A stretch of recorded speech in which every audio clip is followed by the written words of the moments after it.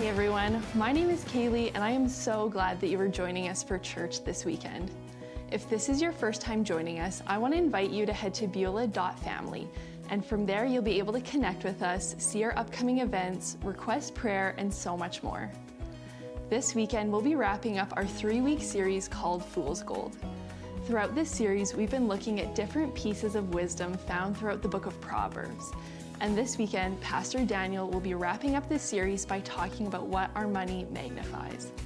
But first, let's prepare our hearts to meet with Jesus as we worship together.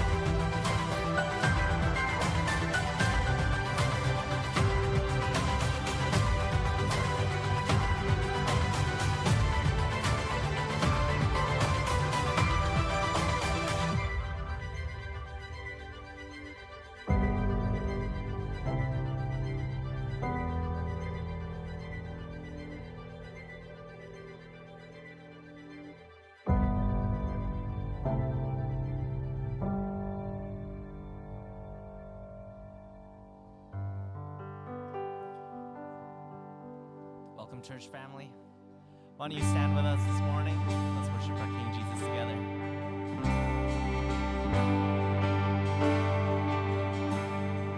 I searched the world, but it couldn't fill me. Man's empty praise, treasures that fade are never enough. Came along and put me back together. Every desire is now satisfied here in your love. Yeah. Oh, there's nothing better than you. There's nothing better than you, Lord. There's nothing, nothing is better than you. Yes, I know.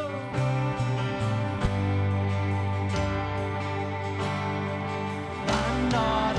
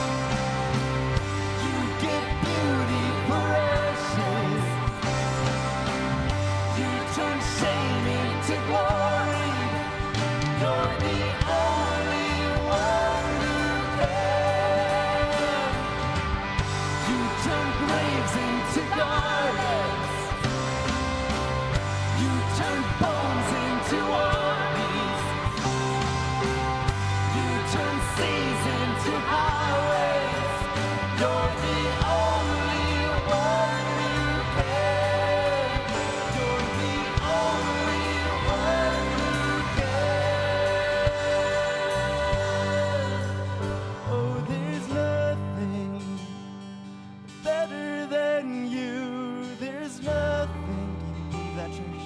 Better than you. There's nothing.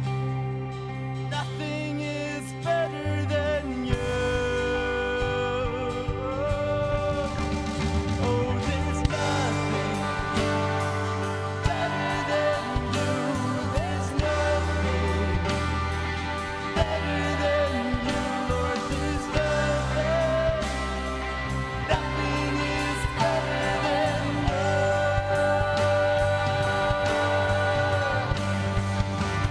You turn graves into gardens. You turn bones into armies. You turn seas into highways. You're the only one who can. You turn graves into gardens. You turn bones into armies. You turn seas into highways. You're the only one who can. You're the only one who can. You're the only one who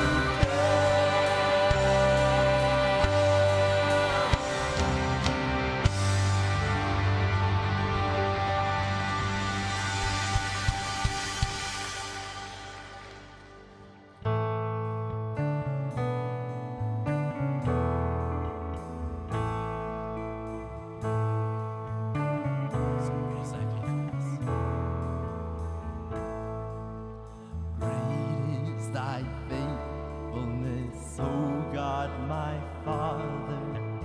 There is no shadow of turning with thee.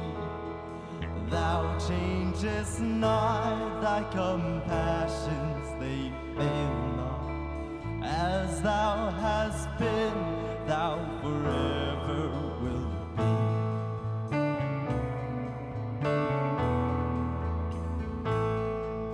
Summer and winter and springtime and harvest, sun, moon, and stars in their courses above, join with all nature in manifold witness to thy great faithfulness, mercy, and love. Beginning to end, my life in your hands. Great, great is your faithfulness. You never let go. This one thing I know. Great, great is your faithfulness. Pardon for sin and a peace that endureth. Thine own dear presence to cheer and to guide. Strength for today and bright hope for tomorrow. Blessings all mine with 10,000 beside.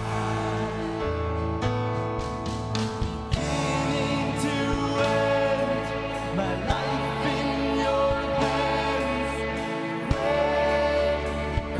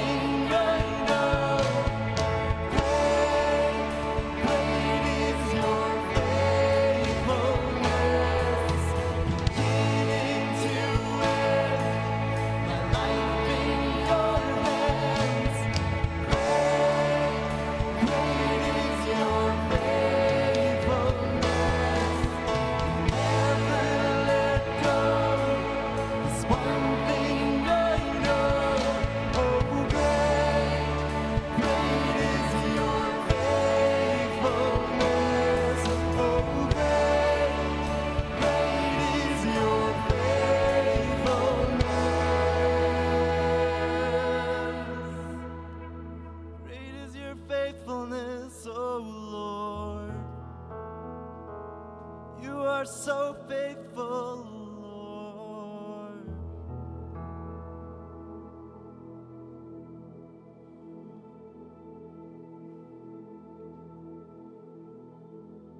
Great is thy faithfulness. Great is thy faithfulness. Morning by morning, new mercies I see. All I have needed, thy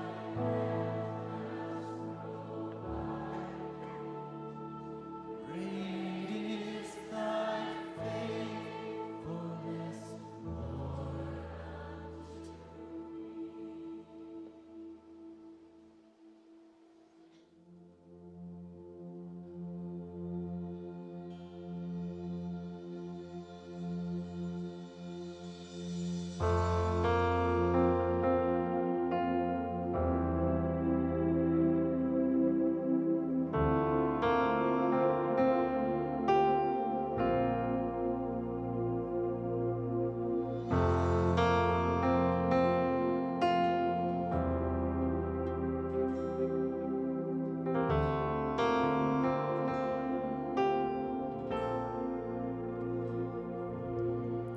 You call the sun to rise, and you lay it down to rest. You hold this heart of mine, and you hold my every breath. Such an awesome God, so mighty, so holy, so wonderful. Such an awesome God, so selfless, so generous, so faithful you are.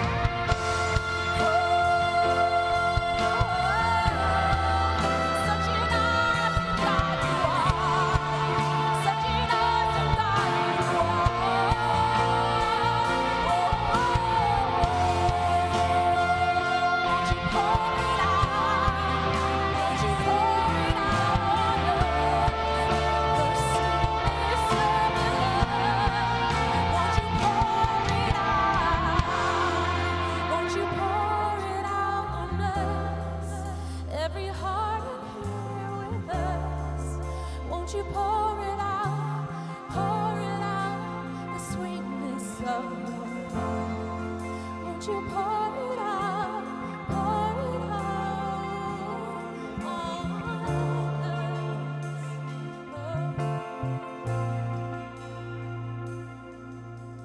Nothing comes close to the Lord Almighty, nothing as sweet as His love and mercy. Oh, nothing comes close to the Lord Almighty, nothing as sweet as His love and mercy.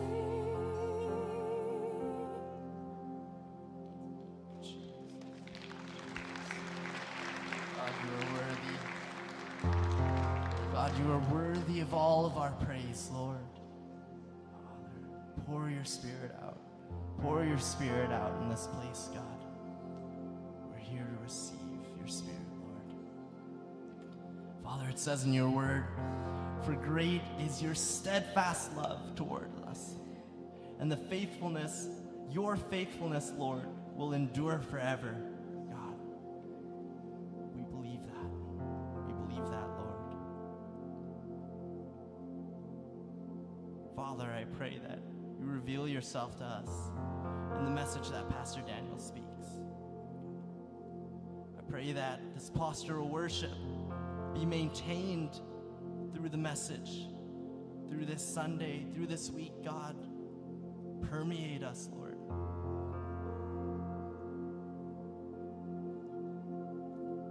We thank you that we can worship you, God. And all God's people said, amen.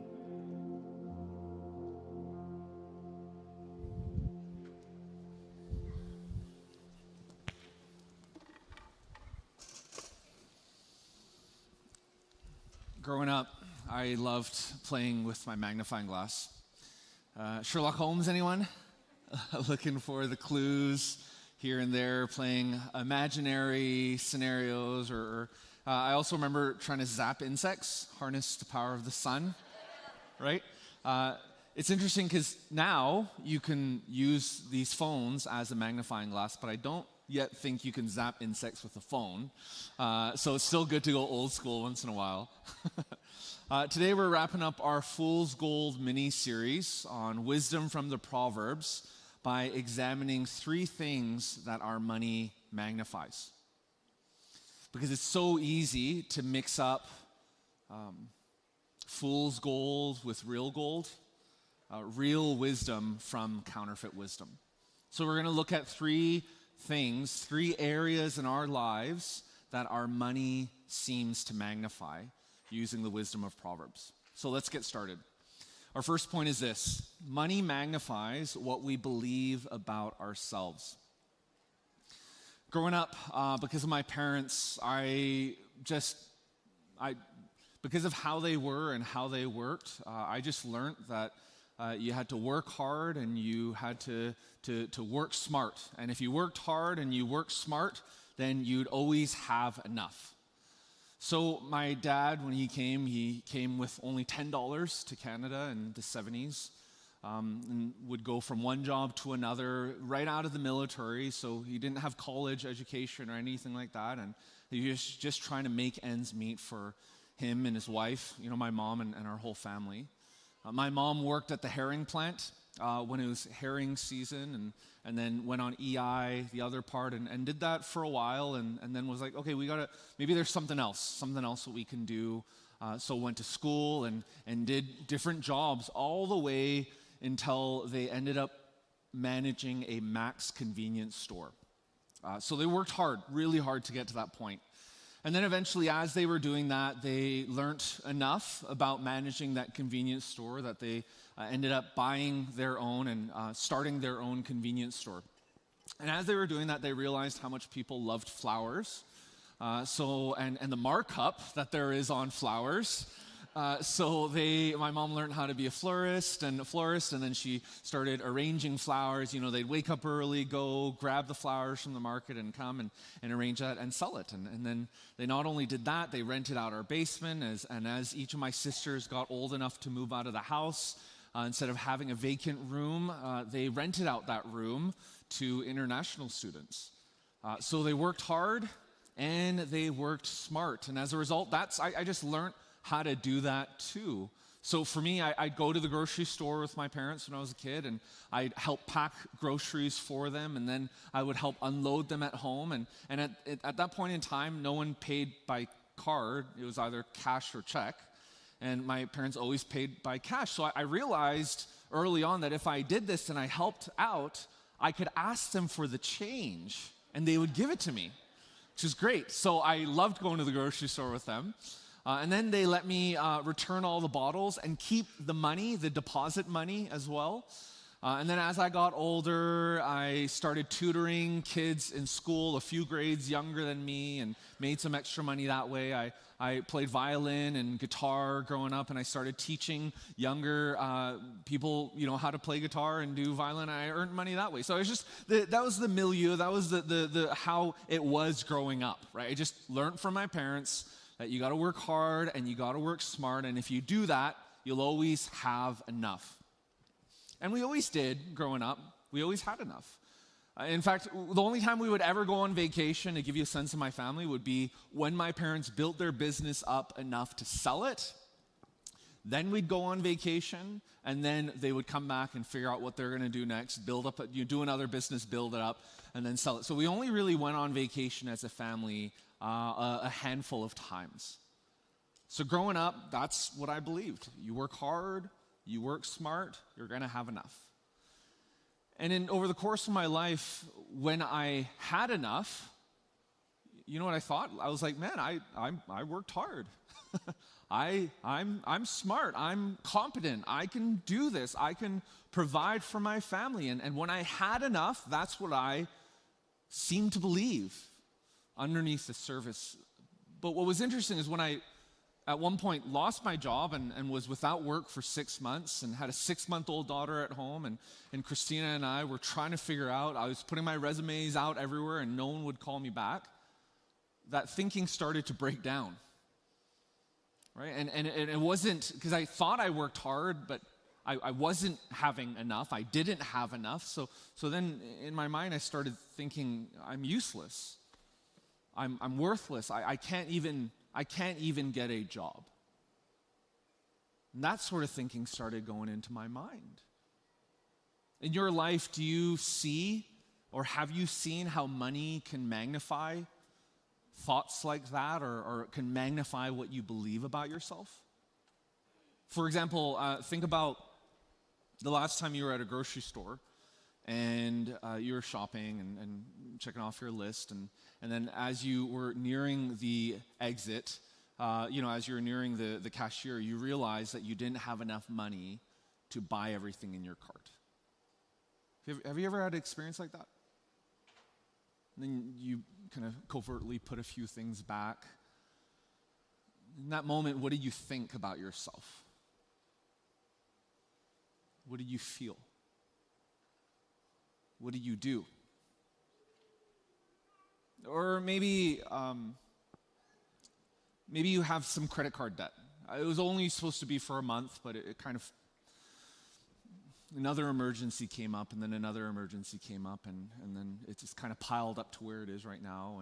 And you, every month you get that credit card statement, and you look at the minimum payments, and you look at how long it's going to take to pay off these minimum payments, and you're just like, when you get that and when you read that credit card statement, like, what do you think? How do you feel in that moment? What do you then do? Or maybe it's tax season, and maybe you did your taxes, and this year you're getting a refund, right? And you're like, oh, I'm gonna get a refund, and in that moment, what do you?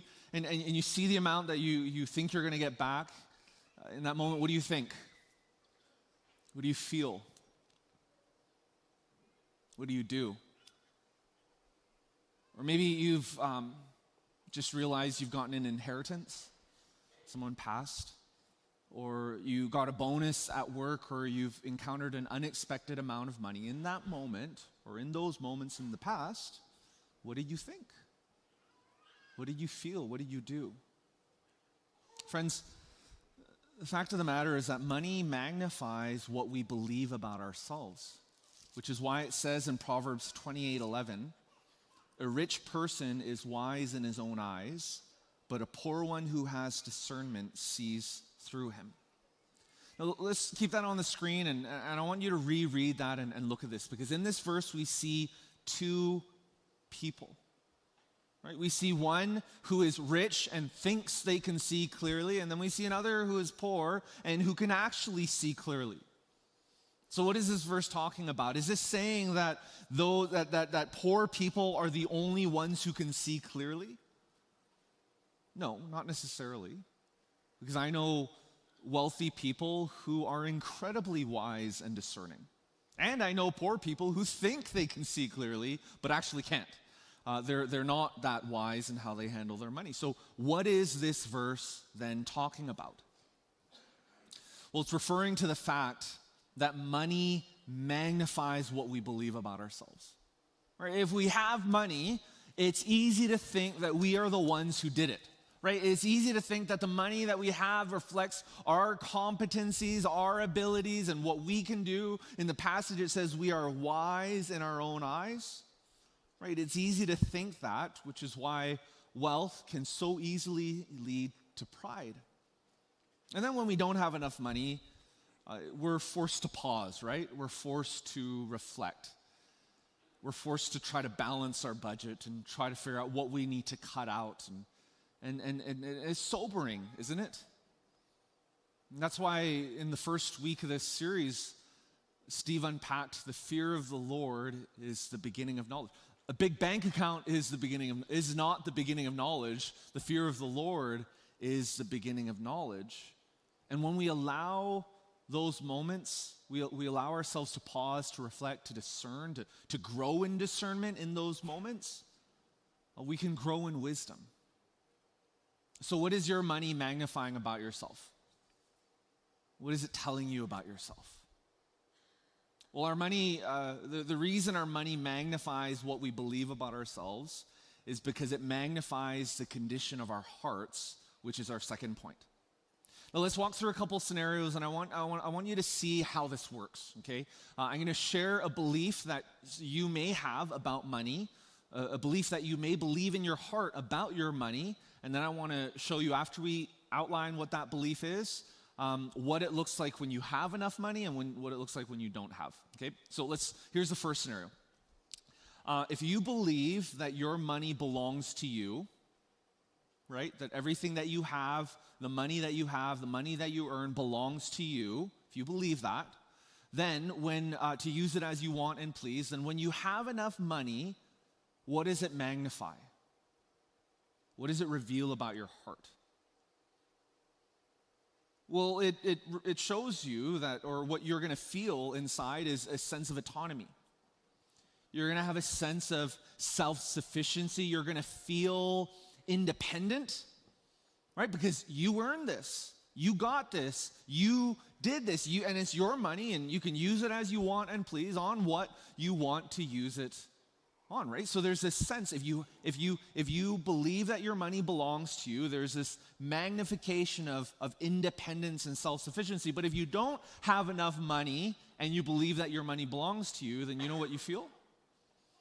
You end up feeling a sense of lack or dependence or inferiority, of not having enough, and sometimes maybe even not being enough, because you literally have to depend on others for your food and to pay your bills and to do all that.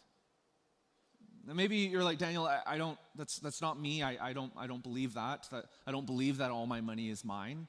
Okay, maybe you believe in your heart that money can buy happiness. If you believe that money can buy you happiness, then when you have enough money, you feel joy. You feel like, yeah, let's go on a vacation. Let's buy that RV, right? Let's go redo our kitchen. Let's go to Hawaii. And I mean, you have these feelings because you're like, yeah, money can buy happiness. I have money. I'm going to buy myself some happiness.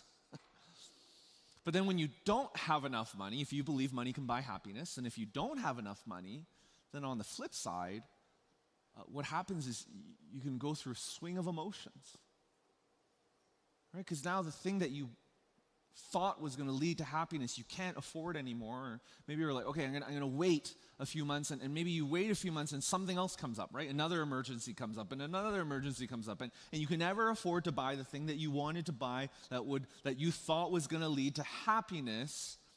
So then you can end up feeling down and depressed, right? Now, maybe you're like, Daniel, I don't believe that about money either. I don't think money can buy me happiness. So then maybe you think that money can fix things. Maybe that's your thing.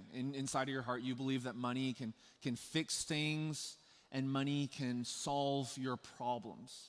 Well, if that's the case, then when you have enough of it, what it magnifies is a feeling of power, right? It's a feeling of power because, yeah, oh, that's broken. I can fix that. Oh, my furnace failed?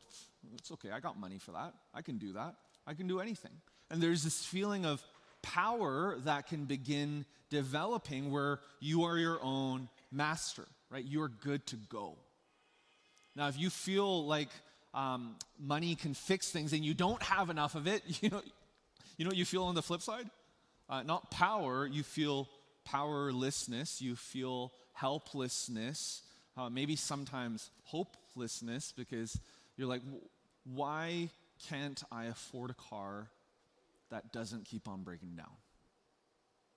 Why does it feel like 1 month after another, I save a little bit and it just goes right out the door plus more? I can never get ahead. If you believe that money can fix things when you don't have enough of it, that's what it starts to magnify in your heart. Do you see how money magnifies the condition of our hearts? And it's not the same for everyone, it's not. But do you see how whatever you might believe about money and what money can do you see how it can magnify the condition of your heart when you both have a lot of it, and when you don't have enough of it? After all, we're so prone to trust in our money, right? And we're so prone to trust in our money because money occasionally gives us what we want. Money occasionally makes us happy, right? Occasionally. Money occasionally solves our problems, right? But do you know what you call someone who only occasionally shows up? A bad boyfriend. A bad girlfriend. You call those people flaky, right? Don't trust someone who can only occasionally show up, or something that only occasionally delivers. Right? Something that only occasionally and oftentimes takes, and only occasionally gives. Right? We can't place our trust in things like that. And that's why in Proverbs 3, 5, and 6, we read that we shouldn't place our trust in money. We shouldn't place our trust in anything other than the Lord. Perhaps you know this verse. Trust in the Lord with all your heart, and do not rely or do not lean on your own understanding. In all your ways, know him or acknowledge him, and he will make your path straight. Right? How many of you know this verse? Yeah, right? I mean, the majority. How many of you have memorized this verse? I'm curious. Okay, so not as many people, but still a good portion. How many of you know what comes right after this verse? Okay, 1. 2. Let's take a look. Proverbs 3, 5, and 6. Trust in the Lord with all your heart.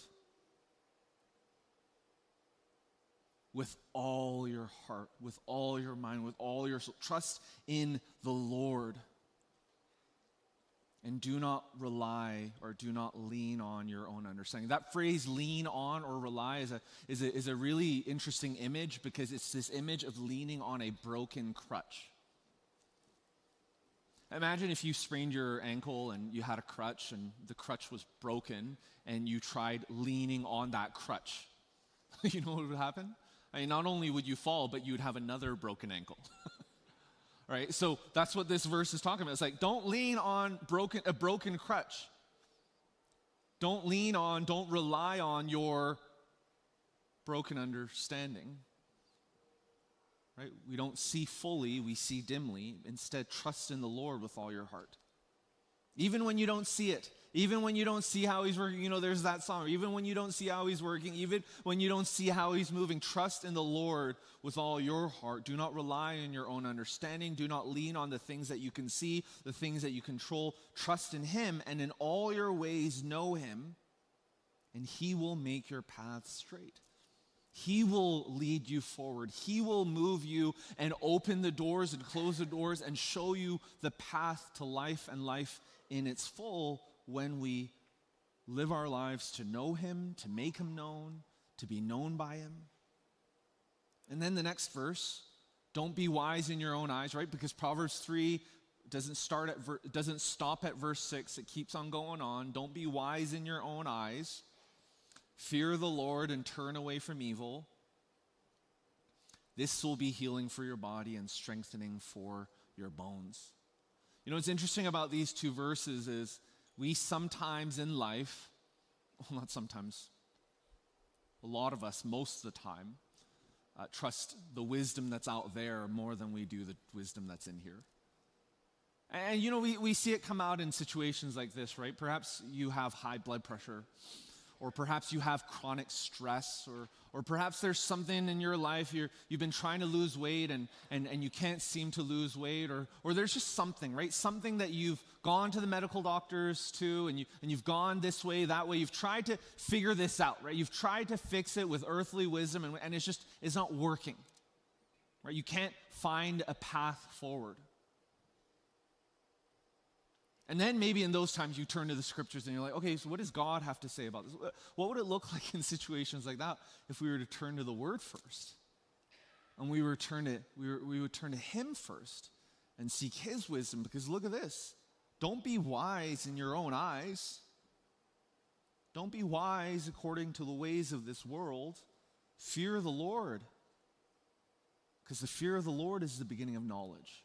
And turn away from evil. And then, look at this. This will be healing for your body. This will be strengthening for your bones. And then the next verse says, honor the Lord with your possessions. I'm curious what would happen if God were to pull up a stool right beside each and every one of us.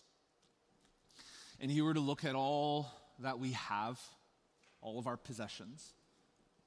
I wonder if he would say, well done, good and faithful servant. I'm not talking about living a minimalist life or living in a cardboard box or doing this or driving a junker around. I'm not talking about that. I just wonder if God would look at all of your possessions and the way you've spent your money, and if he would say, you've honored me with this. I'm not talking about if you're honoring him with your time or if your talents. I'm asking if he would say, yeah, you know what, you're honoring me with your treasures and with your possession. And then the next part of the verse says, honor the Lord with your possessions and honor the Lord with the first produce of your entire harvest. This is bringing back imagery from Cain and Abel, where one offered their first produce and the other didn't, right? It kind of gave them weak animals or not the best of the animals. And there's this, that's the imagery that Solomon here is bringing up, right? With your first produce, your entire harvest. He's talking about tithing, this biblical principle around stewardship, that God is actually the owner of everything and we are stewards of it. We're not owners of what we have and then we give to God out of what we have. The biblical principle is actually that God owns everything and he has just entrusted us as stewards So when we tithe, when we give the first produce or the first 10% of what we earn and what we receive and what we get, it's actually we're not giving it to God from what we have. It's actually we're just returning what he's given to us, the first 10% of what he's given to us. It's a principle of stewardship. That's what he's referring to that. So I wonder if God were to bring up the stool beside us, he would say, yes, you are honoring me with your possessions, and you are honoring me because you're not giving me what's left over at the end of the month. You're giving me what's first, even before you know what else is coming up.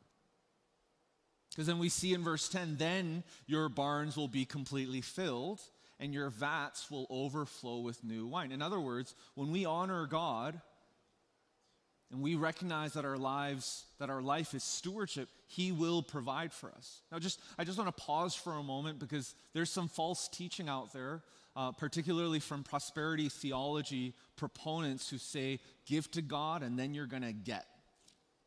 And it is true that when we give of our first, God will provide, but where prosperity theologians and proponents of that theology get it wrong is that they say, hey, give money and then you're going to get money.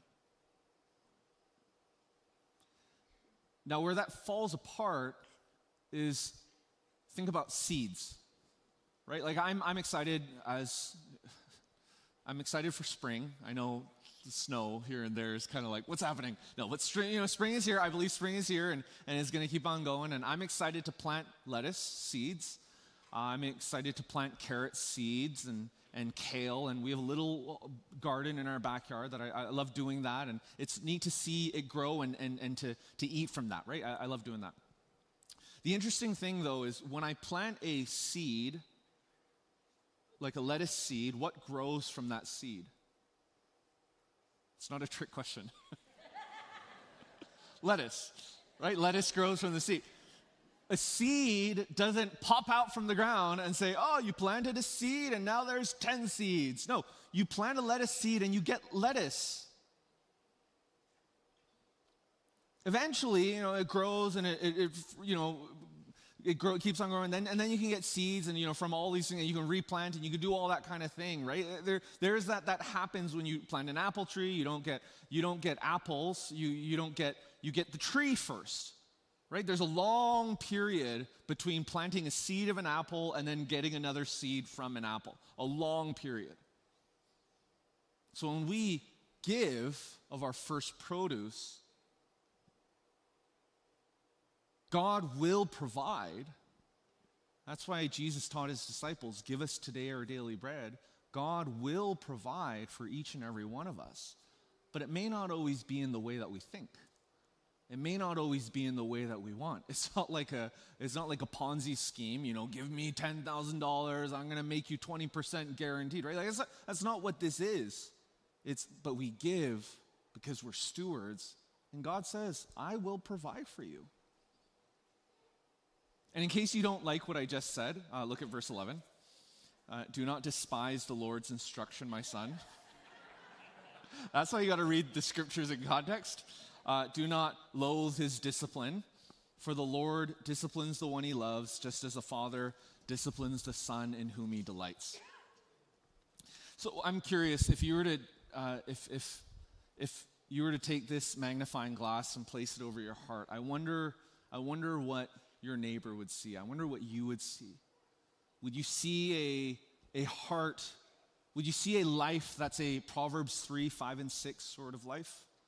Where it's like, yeah, I trust in you, God, with all of my heart. I'm going to acknowledge you in all my ways. I'm not going to lean on my own understanding. Yes, God, I'm going to trust you, and that's it.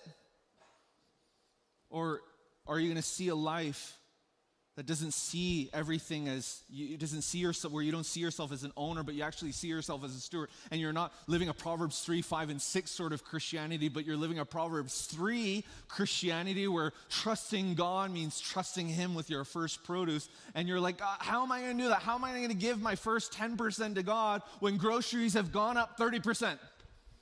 Right? When mortgage rates have gone up and double, like how, God, am I supposed to trust in you? Okay, do not lean on my own understanding. Do not lean on my own wisdom, because that's like leaning on a broken crutch. Okay, God, here's my first produce. Here's my first 10%. I trust you. Is that what you would see is that what God would see if he placed a magnifying glass over your heart? Beulah Church family, money magnifies what we believe about ourselves, right?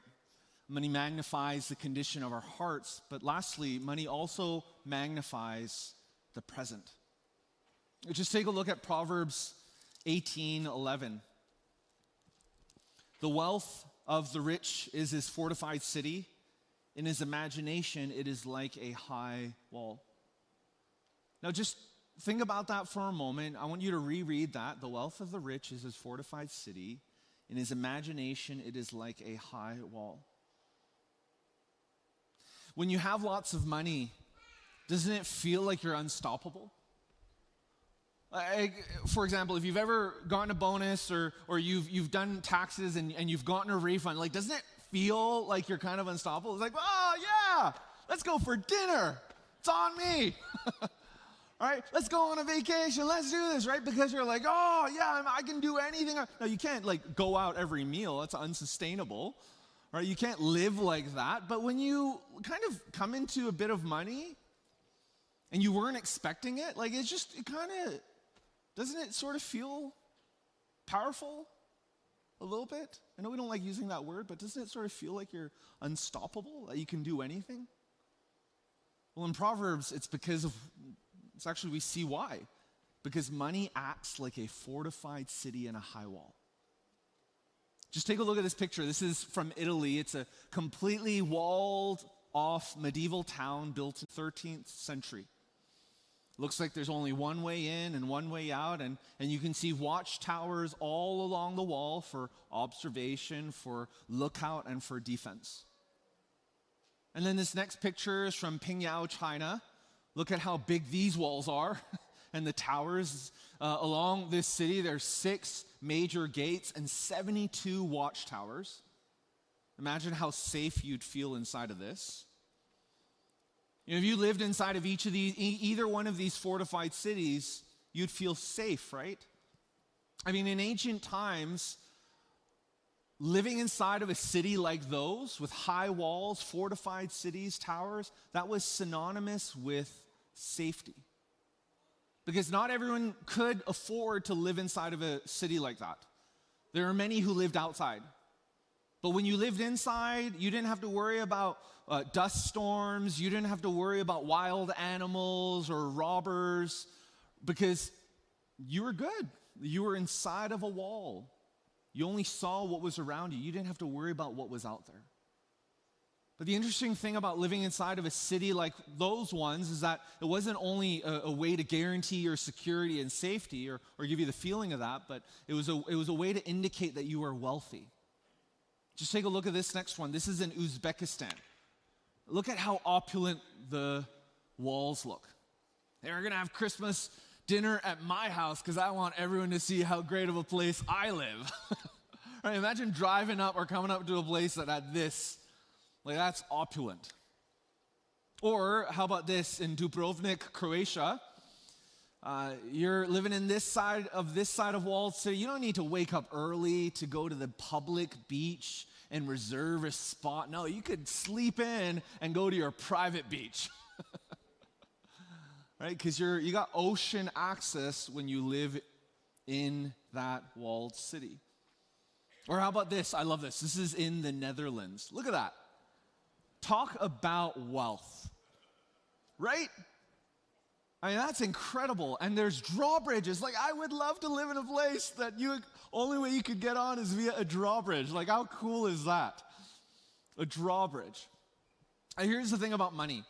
While having lots of it is going to give you the feeling of safety and wealth, this feeling of living in a fortified city with high walls, you actually aren't when you have it, right? Just take a look at the verse again. The wealth of the rich is his fortified city in his what? Imagination. In his imagination. The wealth of the rich is his fortified city. Yeah, because it kind of feels like you're safe, you're secure, you're good to go when you have lots of money. It's my secure city. No one can take over. I'm good. Whoops, in his imagination. Oh, so it's not? No, it's in his imagination. It's like a high wall. In other words, money doesn't create a fortified city and a high wall that you can live behind. Money doesn't do that. It's not real. It only gives you the feeling of safety and security because it's actually a house of cards. That's why in the verse that comes right before it, it says this: the name of the Lord is a strong tower. The righteous run to it and are protected. You see that language? Tower, walls, city, fortified. In other words, the name of the Lord, Yahweh, is a strong tower. Our wealth isn't a strong tower. Money isn't a strong tower. Our possessions and our plans, no matter how well laid and wise they might be for your retirement, that's not our strong tower. What our strong tower is the Lord. God is our actual fortified city. God is the one who brings about and creates these walls that we can live behind. Not money, but God. That's why we read in Proverbs 11:28, anyone trusting in his riches will fall, but the righteous will flourish like foliage. Wealth is not profitable on a day of wrath, but righteousness rescues from death. When the wicked person dies, his expectation comes to nothing, and hope placed in wealth vanishes. And the high-walled fortress will be brought down, thrown to the ground, and to the dust. Do you see how money magnifies the present? Right? Because when you have money and you feel like you're living in a safe city and with high walls, all you see is what's right in front of you. You don't need to worry about what's tomorrow. You don't need to worry about what's changing on the outside or if there's battles or wars or anything going on. Or you don't need to worry about it. You don't see it because money magnifies the present. Magnifies the present. It gives you a feeling of safety. It gives you a feeling of security. But as we see in Proverbs 18:11, it's imaginary. And in Isaiah 25:12, the high-walled fortress will be brought down, thrown to the ground, to the dust. And when the wicked person dies, his expectation comes to nothing, and hope placed in wealth vanishes. Money isn't our strong tower, God is. So are you using your money to build up a fortress for yourself? Or are you using your money to build up a fortress and a tower that'll never fall and that all can run to and find refuge in? A couple weeks ago, I received this letter from a lawyer, and it was from one of our seniors who had recently passed away. And I got this letter because they had written Beulah into their will. Now, I'm not going to share who this is because I don't think they would want that. But when I look at their life and the life they lived here in Edmonton and at Beulah, man, the multiplication that happened in their life, the spiritual multiplication, the number of people that they discipled, even to the point of her death, that she was praying for. I actually remember having a phone conversation one time, and she's like, Daniel, I gotta tell you this. You're not very good at telling jokes. And I was like, I know I'm not. I'm trying to learn a little bit, but I know I'm not. And then she followed up, and then she was like, but I love your preaching. Just keep on preaching. She multiplied herself, her and her late husband. They gathered, they grew, they gave, they went. And by leaving 8% of her estate to Beulah, it wasn't like this, I'm going to tithe at the end of my life, so I don't need to tithe during my life. No, they gave regularly. They were very generous. But when they gave, the reason I'm sharing this with you, there's a couple reasons. When they gave, I'll start with this. When they gave, I knew that they were wise, and they had planned things out, and they knew that when they gave a percentage of their estate to the church, it would actually reduce the taxes owed on their estate, so there's wisdom there. But they also gave, I think the real reason they did this is because they just so believed in our vision to awaken Greater Edmonton to King Jesus. They so believed in it because they lived that way, and they were like, hey, by giving of my estate to the church, I receive zero benefit from that because I'm dead. But if this can help propel our vision forward to awaken Greater Edmonton to King Jesus, then I'm going to do it. So Christina and I, we haven't updated our wills since before kids. Like, it's been 13 years since we've updated our wills, and we've talked about this quite a bit. We were like, we should update our wills. We'll just get around it, but we've never gotten around to it. And as I received this letter, I was personally so inspired by their generosity that I was like, Christina, like, what do you think about writing Beulah into our wills? So that just as Beulah has helped awaken Greater Edmonton to King Jesus over these last 102 years, so that when we pass, we can be a part of that continuing forward. She was like, yeah, of course. So I share that with you because I want to invite you to pray about that too. Where you're not only living your life here in a Proverbs 3 sort of way, not Proverbs 3, 5, and 6 alone, but Proverbs 3 sort of way, but where you can live your life both now and after you pass, continuing that legacy, showing those around you, showing all of us, hey, here's an example of someone who recognized that their money is actually more about magnifying and building a wall that'll never fail, a tower that all can run to and find refuge in. So Beulah Church family, as we end the message today, I just want to ask you those 3 questions again. What is your money magnifying? You know, if you were to take this magnifying glass and place it, and someone else, I guess, were to take this and look at your bank statements or look at your credit card statements, what would they say, someone else were to do this, what would they say that you valued? What would they say that you prioritized? Because money magnifies what we believe about ourselves, right? And if God were to take this magnifying glass and place it over your heart, what would he see? Would he see a Proverbs 3, 5, and 6? Yeah, God, I'm going to trust in you. I'm going to trust in you with all my heart, with all my soul. I'm going to trust in you with my time. I'm going to trust in you with my talents. And then I'm going to tip you over here with what's left. Or is he actually going to see a Proverbs entirety, 3 sort of Christian, where you're like, God, here's my first fruits. I am not an owner of any of this. I'm a steward. So here you go. I don't know how I'm going to make ends meet by giving you this first, but I know you promised that you would take care of me. So I choose to follow you in this. Because money magnifies the condition of our hearts. And if you were to take this magnifying glass, would you place it on the present or on the future?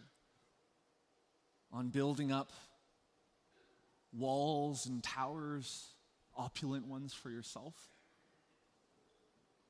Or a tower that'll never fall and that all can run to and find refuge in?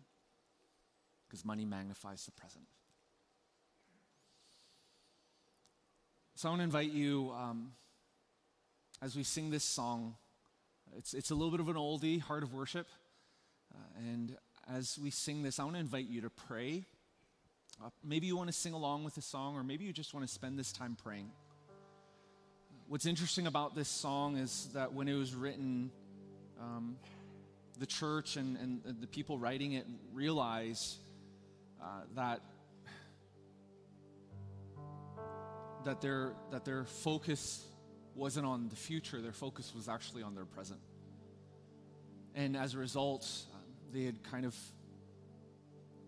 allowed their hearts to wander from the heart of worship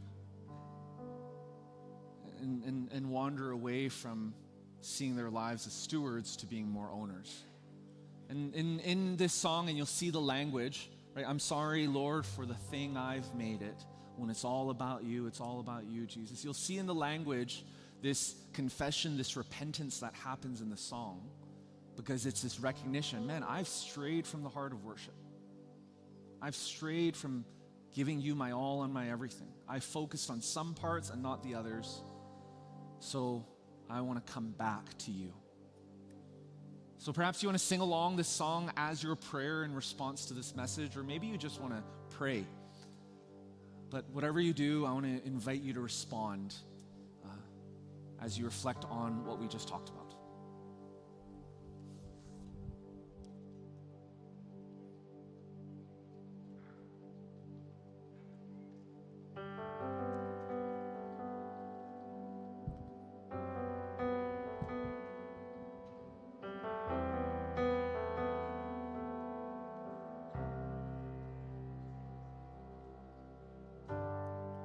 When the music fades and all is stripped away, and I simply come,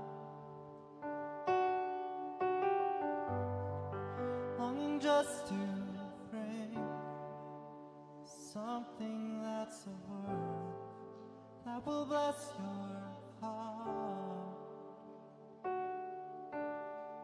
I'll bring you more than a song, for a song in itself, it's not what you have required. You search much deeper within, through the way things appear. You're looking into my heart. I'm coming back to the heart of worship, and it's all about you. It's all about you, Jesus. I'm sorry, Lord, for the thing I made it. When it's all about you, it's all about you, Jesus.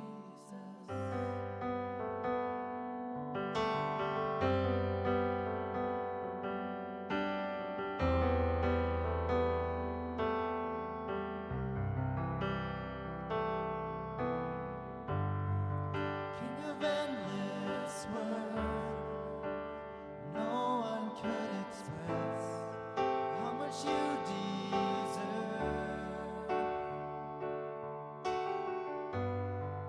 Though I'm weak and poor, and all I have is yours, every single breath.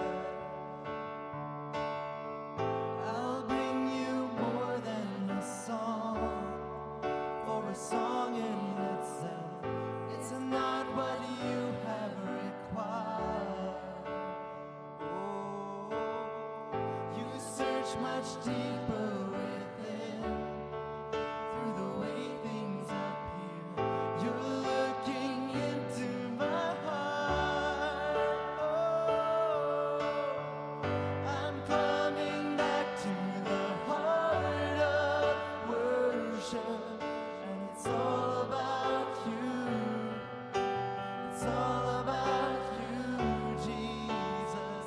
I'm sorry, Lord, for the thing I've made it, 'cause it's all about you. It's all about you, Jesus.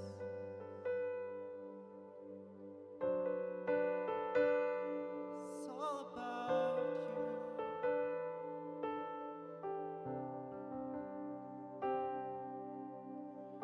I'll bring you more than a song. I'll bring you more than a song. 'Cause it's all about you, Jesus. I'll bring you more than a song. I'll bring you more than a song. 'Cause it's all about you, Jesus.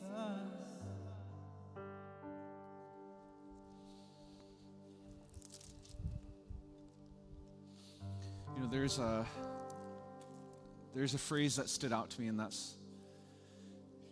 song where the lyrics went by, "You're looking into my heart."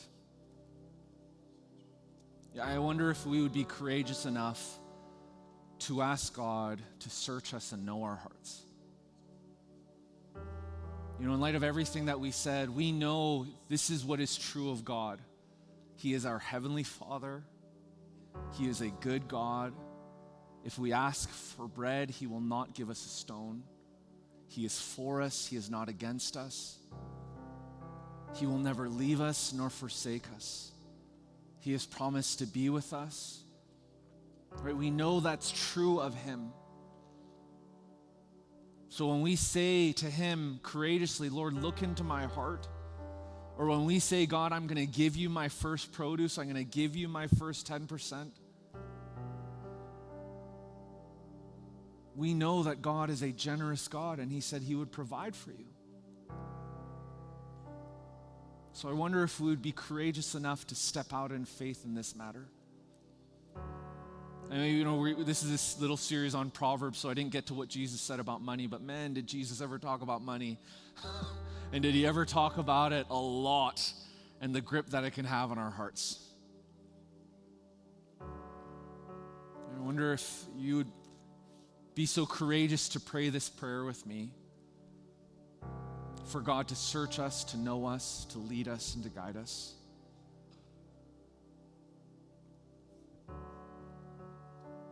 If so, then I want to pray this over us.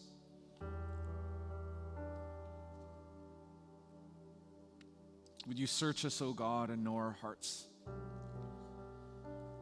Lord, we know You're gracious, we know You're merciful, we know You are good, and that some of us just need really small baby steps today. Others of us have been standing on the edge of the creek, and we've been wondering, or on the edge of the diving board, and we've been wondering, should I jump? Should I not jump? But I'm going to die if I jump. No, there's water. There are other people who've jumped before me, and some of us, I believe that God is, you've been on that edge of the diving board, and you've kind of been pushed to the side because you've been holding back the line, and there are others, people who are jumping off one after another, and you see the joy in their life, you see the joy in their faces, and you're just struck with fear. You don't necessarily want to do the walk of shame back down the stairs to that diving board, but man, you just need that extra bit of courage and grace to know that you're going to be okay if you jump off. If that's you, God, I pray what we read in Joshua 1:9, be strong and courageous. I pray this over all of us. Be strong and courageous. Do not be terrified. Do not be discouraged, for the Lord your God will be with you wherever you go. So I pray that word over everyone who is living in fear when it comes to finances. Be strong, be courageous, my dear brothers and sisters, for the Lord your God is with you wherever you go. He is a good Father. Do not let the enemy tempt you or bring you down or allow you to be bound by fear. For our God is a generous God. Be strong and courageous. And Lord, I pray for everyone here who is just not fearful, but just nervous. Because investments are down, groceries are up, mortgage renewals are about to happen. The rent is being increased. Peace I leave with you. Jesus said this in John 14. Peace I leave with you. My peace I give to you. I do not give to you as the world gives. So do not let your hearts be troubled and afraid. So Father, we're your children. And we say together, we need you. We need you. We need you. We need you. We need you. Have mercy on us. In Jesus' name we pray. Amen. Hey, church family, it's been so good to worship together with you. Before we leave, just 3 quick things. First and foremost, we always have prayer partners at the front of our auditorium at the end of every service. So if you'd like someone to pray with you, please come to the front. Second thing, Easter's coming up. I find that in the course of the year, Christmas and Easter are always those two times where people are most apt to and open to checking out church and engaging in spiritual conversations. So I want to encourage you to be praying about who you might be inviting on your arm and extending an invitation to for Easter. Perhaps you want to serve. We need the help in order to put on this service and create a welcoming environment for everyone, for the thousands that come through our door at all of our campuses for Easter. And lastly, we have our AGM tonight at 7 p.m. at our chapel. So please park in the east entrance, and then you can come in through those doors. And if you're like, didn't we already have an AGM? Yes, we did in September. We changed the fiscal year to match the calendar year, so we're doing this to focus on July to December. And maybe you're like, I never go to AGMs. I don't go to the AGM in my neighborhood. I don't go to the AGM in my condo. I don't go to the AGM in my church. And you're just like, I don't care. Everything's good. And maybe that's you, and that's okay. I get that, because I don't like going to AGMs either, except the Beulah one. I have to, right? I get the feeling. So yes, we're going to talk about budget and finance, but here's what I'm going to do instead. For my presentation, I always do a lead pastor presentation here. What I'm going to do is this. Half of my presentation is all stories. And I've actually collected a ton of stories from our church about how God is awakening Greater Edmonton to King Jesus. So half of my presentation stories, and then the other half is some inside baseball. Inside baseball referring to, I'm going to explain why, how we preach and why we preach the way we preach and how we disciple and the philosophy around all of that, in case you're wondering. Okay, so that's what's happening. You don't need to be a member to come. If you are a member, would love for you to be there. But it's 7 p.m. in the chapel, east entrance. All right, grace and peace, everyone. See you all next week.